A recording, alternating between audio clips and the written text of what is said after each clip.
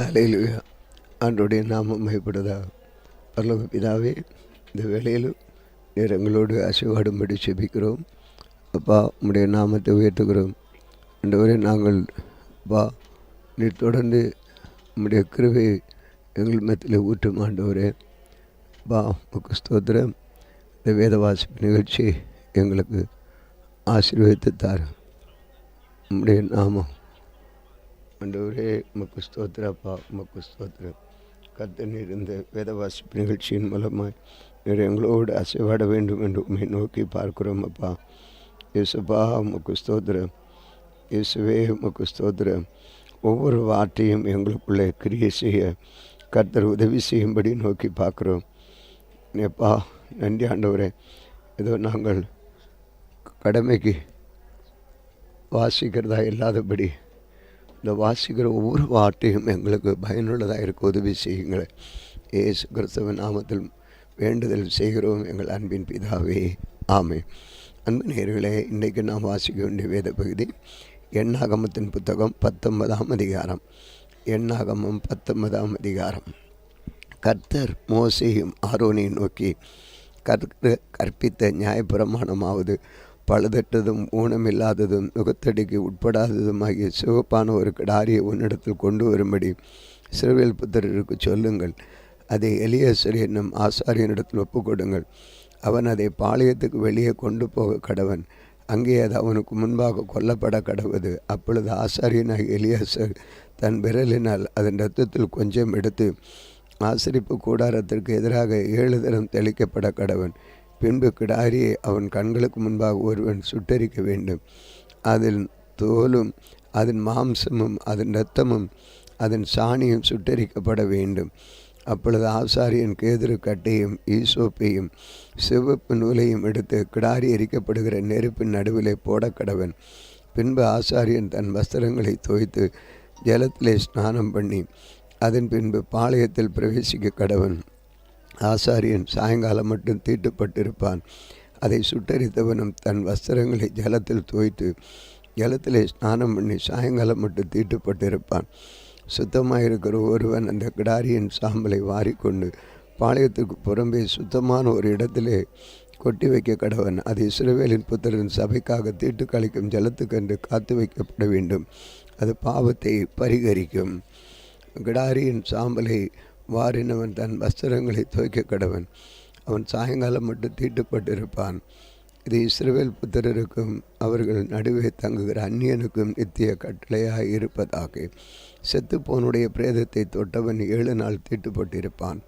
அவன் 3ஆம் நாளிலும் 7ஆம் நாளிலும் தீட்டு கழிக்கும் ஜலத்தினால் தன்னை சுத்திகரிக்க கடவன். அப்பொழுது சுத்தமான 3ஆம் நாளிலும் 7ஆம் நாளிலும் தன்னை சுத்திகரிக்காமல் இருப்பனாகில் சுத்தமாகான். செத்தவனுடைய பிரேதத்தை தொட்டும் தன்னை சுத்திகரித்து கொள்ளாதவன் கர்த்தரின் வாசலத்தை தீட்டுப்படுத்துகிறான். அந்த ஆத்துமா இஸ்ரவேல் இராமல் அறுப்புண்டு போவான். தீட்டு கழிக்கும் ஜலம் அவன் மேல் தெளிக்கப்படாததினால் அவன் தீட்டுப்பட்டிருப்பான். அவன் தீட்டு இன்னும் அவன் மேல் இருக்கும். கூடாரத்தில் ஒரு மனிதன் செத்தால் அதற்கடுத்த நியாயமாவது அந்த கூடாரத்தில் பிரவேசிக்கிற யாவரும் கூடாரத்தில் இருக்கிற யாவரும் 7 நாள் தீட்டுப்பட்டிருப்பார்கள். மூடி கட்டப்படாமல் திறந்திருக்கும் பாத்திரங்கள் எல்லாம் தீட்டுப்பட்டிருக்கும். வெளியிலே பட்டயத்தால் வெட்டுண்டவையாவது செத்து நோயாவது மனதை எலும்பியாவது பிரேத குழியாவது தொட்டவன் எவனும் 7 நாள் தீட்டுப்பட்டிருப்பான். ஆகையால் தீட்டுப்பட்டவனுக்காக பாவத்தை பரிகரிக்கும் கிடாரியின் சாம்பலிலே கொஞ்சம் எடுத்து ஒரு பாத்திரத்தில் போட்டு அதன் மேல் ஊற்று ஜலம் வார்க்க வேண்டும். சுத்தமாக ஒருவன் ஈசோப்பை எடுத்து அந்த ஜலத்தில் தோய்த்து கூடாரத்தின் மேலும் அதில் சகல பணிமுட்டுகளின் மேலும் அங்கே இருக்கிற ஜனங்களின் மேலும் தெளிக்கிறதுமல்லாமல் எலும்பியாகலும் வெட்டுண்டவனையாகலும் செத்தவனையாகலும் பிரேத குழியாகலும் தொட்டவன் மேலும் தெளிக்க கடவன். சுத்தமாக இருக்கிறவன் தீட்டுப்பட்டவன் மேல் 3ஆம் நாளிலே 7ஆம் நாளிலும் தெளிக்க வேண்டும்.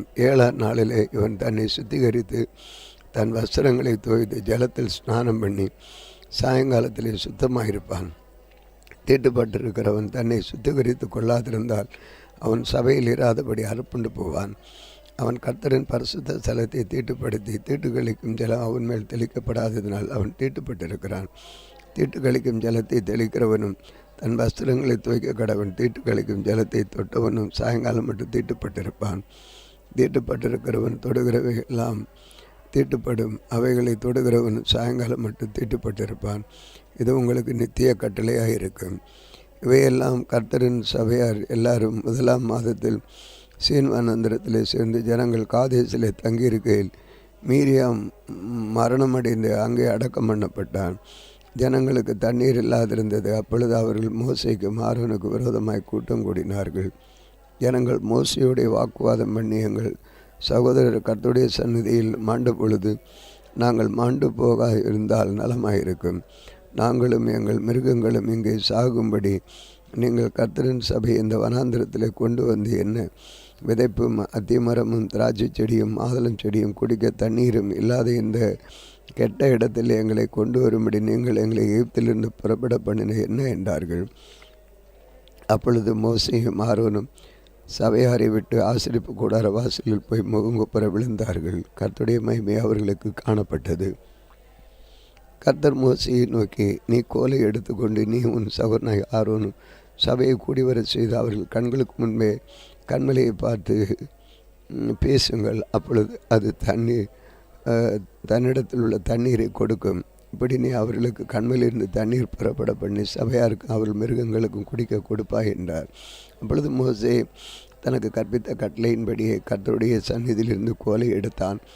மோசேயும் ஆரோனும் சபையார் கண்மலைக்கு முன்பாக கூடி வர செய்தார்கள். அப்பொழுது மோசே அவர்களை நோக்கி, கலகக்காரரை கேளுங்கள், உங்களுக்கு இந்த கண்மலையிலிருந்து நாங்கள் தண்ணீர் புறப்பட பண்ணுவோமோ என்று சொல்லி தன் கையை ஓங்கி கண்மலையை தன் கோலினால் 2 தரம் அடித்தான்.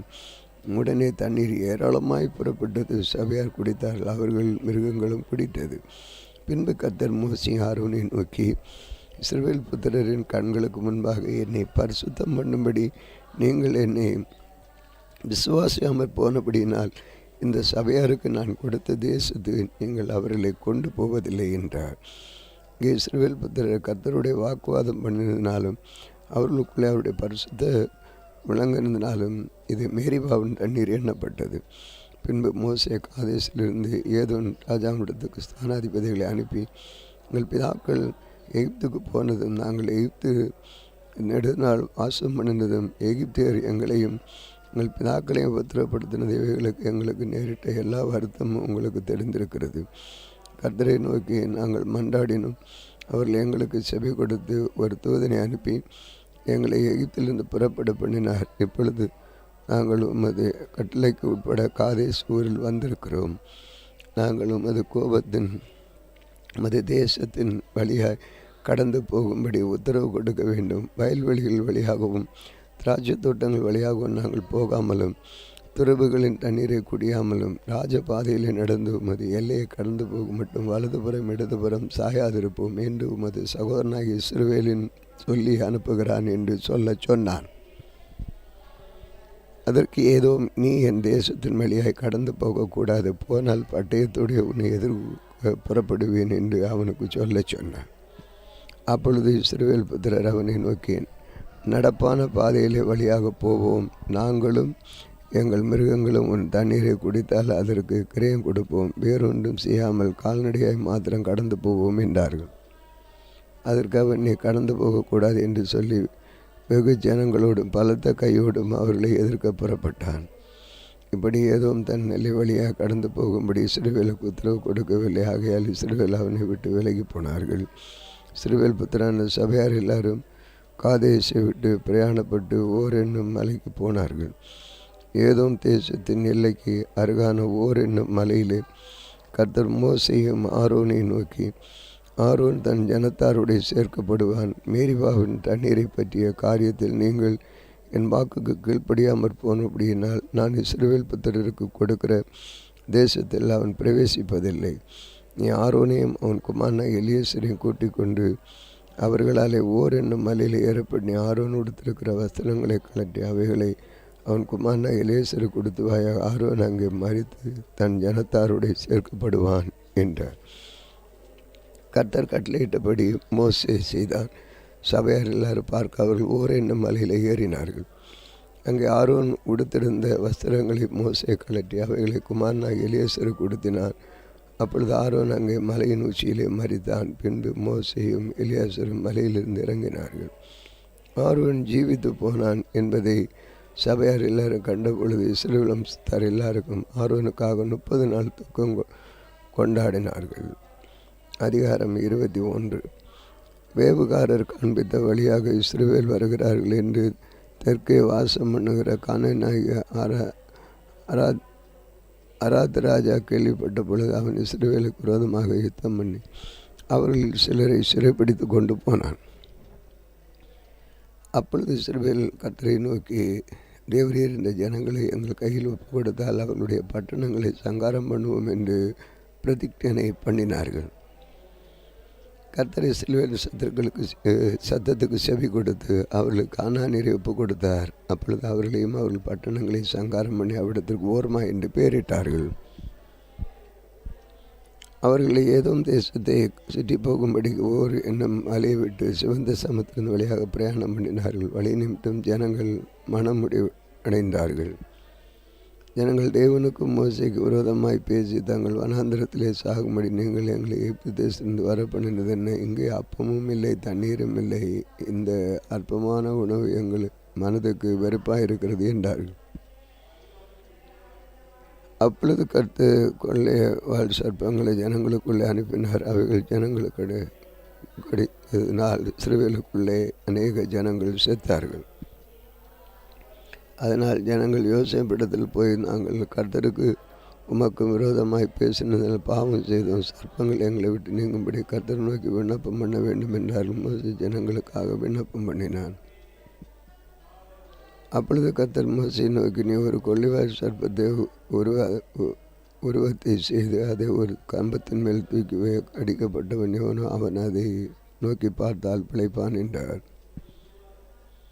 அப்படியே மோசே ஒரு வெண்கல சர்ப்பத்தை உண்டாக்கி அதை ஒரு கம்பத்தில் தூக்கி வைத்தான். சர்ப்பம் ஒருவனை கடித்த பொழுது அவன் அந்த வெண்கல சர்ப்பத்தை நோக்கி பார்த்து பிழைப்பான். இஸ்ரவேல் புத்திரர் பிரயாணப்பட்டு போய் ஓபோத்தில் பாளையம் இறங்கினார்கள். ஓபோத்திலிருந்து பிரயாணம் பண்ணி சூரியோதயத்திற்கு நேராக மோவாப்புக்கு எதிரான வனாந்திரத்தில் உள்ள அபாரீமின் மேடுகளில் பாளையம் இறங்கினார்கள். அங்கே இருந்து பிரயாணப்பட்டு போய் சாரேத் பள்ளத்தாக்கிலே பாளையம் இறங்கினார்கள். அங்கே இருந்து பிரயாணப்பட்டு போய் எமோரியரின் நிலையிலிருந்து வருகிறதான வனாந்திரத்தில் ஓடுகிறதுமான அர்னோன் நாட்டுக்கு புறம் பாளையம் இறங்கினார்கள். அந்த அர்னோன் மோவாப்புக்கும் எமோரியருக்கு நடுவே இருக்கிற மோவாப்பின் எல்லை. அதனால் சுப்பாவில் உள்ள வாகையும் ஆர்னோனின் ஆட்டுக்கால்களும் ஆர் என்னும் ஸ்தலத்துக்கு பாயும் நீரோடையும் மோவாபின் எல்லையாக சார்ந்திருக்கிறது என்றும் வானம் கர்த்தருடைய யுத்த புத்தகத்தில் எழுதியிருக்கிறது. அங்கே இருந்து பேயோருக்கு போனார்கள். ஜனங்களை கூடி வர செய்து அவர்களுக்கு தண்ணீர் கொடுப்பேன் என்று கர்த்தர் மோசேக்கு சொன்ன ஊற்று இருக்கிற இடம் அதுதான். அப்பொழுது இஸ்ரவேல் பாடின பாட்டாவது, ஊற்று தண்ணீரே பொங்கி வா, அதை குறித்து பாடுவோம் வாருங்கள். நியாயப்பிரமாணங்களின் ஏவுதலினால் அதிபதிகள் கிணற்றை தோண்டினார்கள். ஜனத்தின் மேன்மக்கள் தங்கள் தண்டாயுதங்களை கொண்டிருந்தார்கள் என்று பாடினார்கள். அந்த வனாந்தரத்தில் இருந்த மத்தனாவிலிருந்து வந்த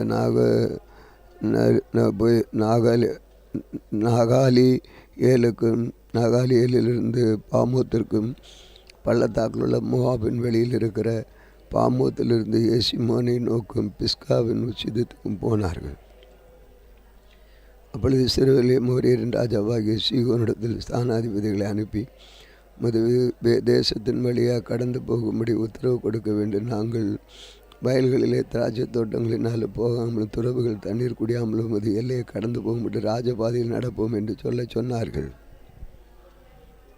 சீகோன் தன் எல்லை வழியாக கடந்து போக இஸ்ரவேலுக்கு உத்தரவு கொடாமல் தன் ஜனங்கள் எல்லாரையும் கூட்டிக் கொண்டு இஸ்ரவேலுக்கு விரோதமாக வனாந்திரத்திலே புறப்பட்டு யாகாசுக்கு வந்து இஸ்ரவேலோடு யுத்தம் பண்ணினான். இஸ்ரவேலர் அவனை பட்டய கருக்கினால் வெட்டி அர்னோன் தொடங்கி அம்மோன் புத்திரன் தேசத்தை சார்ந்து யாப்போக்கு வரைக்கும் அவனுடைய தேசத்தை கட்டி கொண்டார்கள். அம்மோன் புத்திரன் எல்லை அரணிப்பானாலாக இருந்தது. இஸ்ரவேல் அந்த பட்டணங்கள் யாவையும் பிடித்து எஸ்போனிலே அதை சார்ந்த எல்லா கிராமங்களிலும் எமோருடைய எல்லா பட்டணங்களிலும் குடியிருந்தார்கள். எஸ்போனானது எமோரியின் ராஜாவாகிய சீகோனின் பட்டணம் இருந்து அவன் மோபியரின் முந்தின ராஜாவுக்கு விரோதமாக யுத்தம் பண்ணி ஆர்னோன் வரைக்கும் இருந்து அவன் தேசத்தை எல்லாம் அவன் கையிலிருந்து பறித்து கொண்டான். அதனால் கவி கட்டுகிறவர்கள் எஸ்போனுக்கு வாருங்கள், சீகோனின் பட்டணம் ஸ்திரமாய் கட்டப்படுவதாக.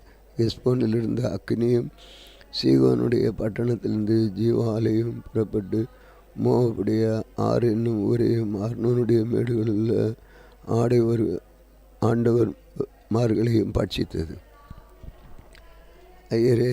ஐயோ மோவாபே, கேமோஸ் தேவனின் ஜனமே, நீ நாசமானாய். தப்பி ஓடின தன் குமாரையும் தன் குமார்த்திகளையும் எமோரின் ராஜாவாகிய சீகோனுக்கு சிறைகளாக ஒப்பு கொடுத்தான். அவர்களை எய்து போட்டோம். எஸ்போன் பட்டணம் தீபோன் ஊர் வரைக்கும் நாசமாயிட்டு மேதாபாவுக்கு சமீபமான நோப்பா பட்டணம் வரையும் அவர்களை பாழாக்கணும் என்று பாடினார்கள். சிறபெல்லர் இப்படியே மோரியன் தேசத்தில் குடியிருந்தார்கள். பின்பு மோசே ஆசீர் பட்டணத்திற்கு வேவு பார்க்கிறவர்களை அனுப்பினான். அவர்களை அதை சேர்ந்த கிராமங்களை கட்டி கொண்டு அங்கே இருந்த மோரியரை துரத்தி விட்டார்கள். பின்பு பாசானுக்கு போகிற வழியை திருப்பி விடப்பட்டார்கள். அப்பொழுது பாசான் ராஜாவாகி ஓர் என்னும் தன் சமஸ்த ஜனங்களோடும் அவர்களை எதிர்த்து யுத்தம் பண்ணும்படிக்கு எத்திரேவுக்கு புறப்பட்டு வந்தான். கர்த்தர் மோசேயை நோக்கி, நீ அவனுக்கு பயப்பட வேண்டாம், அவன் ஜனங்கள் எல்லாரையும் அவன் தேசத்தை அவன் கையில் ஒப்பு கொடுத்தேன். எஸ்போனின் வசமாக இருக்கிற எமோரின் ராஜாவாகிய சீகோனுக்கு நீ செய்தபடியே இவனுக்கும் செய்ய கடவாய் என்றார். அப்படியே ஒருவரும் உயிருடன் மீதியாயிராதபடி அவனையும் அவன் குமாரையும் அவனுடைய சகல ஜனங்களையும் வெட்டி போட்டு அவன் தேசத்தை கட்டி கொண்டார்கள். ஆம், வாசிக்க வேண்டிய வேத பகுதி வாசித்து முடிந்து ஜெபிப்போம். மகா கிருபை இறக்கம் நிறைந்த எங்கள் அன்பின் இயேசுவே, இந்த நாளில் இந்த வேத வாசிப்பு நிகழ்ச்சியை நீர் எங்களுக்கு தந்தபடியால் உமக்கு ஸ்தோத்திரம். ஆண்டவர், நீர் தொடர்ந்து எங்களுடைய நீர் வாசம் பண்ணும்.